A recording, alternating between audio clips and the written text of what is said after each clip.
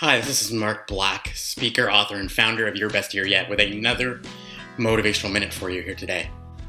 Have you ever caught yourself thinking more of yourself than you should, or giving yourself more credit? I guess what I mean is, have you ever caught yourself being a little bit of an egomaniac?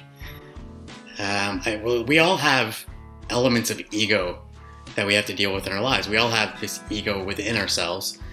And it's something that we have to control or to at least harness properly in order to be productive and contributing members of society and reach the highest levels of potential for ourselves.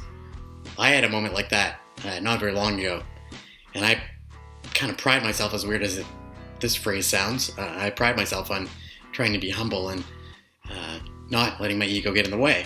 But I'm a human being like all of us, and so I certainly struggle with that, and I caught myself the other day allowing my ego to get the better of me.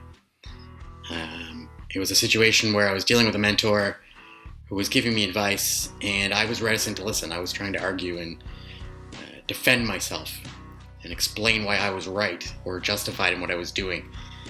And my mentor hadn't called me out and specifically said, "You're doing this wrong." He simply asked a question. And so it was really me arguing with myself, as we often do, right? And my ego didn't want to accept the fact that I was wrong. And that in this particular case, I had lost sight of what was ultimately important and was doing things to boost my ego and make myself feel more important instead of doing things for the right reasons, for ultimately what mattered to me. And I think that probably as a speaker, I'm maybe given more opportunities to do that than everybody else. But we all have those moments, don't we? We all have moments where we catch ourselves giving ourselves more of a benefit of the doubt than we should. And to be a great leader and to be ultimately personally successful in life, we have to shut down that desire within us to be satisfied, to be recognized, to have people tell us how great we are, and ultimately just serve for the sake of serving, to love for the sake of loving, to do what is right because it is right, and not because of what the rewards are. And so I've been working on getting into meditation lately, and it's interesting because today's meditation was centrally about that. It was about, in my case, in this particular case, it was about loving God. And it was about loving God for God as opposed to loving God for what He gives us. And I think whether you're a Christian or whether you believe in God or not, the same kind of thing can apply to your life. In the sense that we should be doing things because they're the right things to do.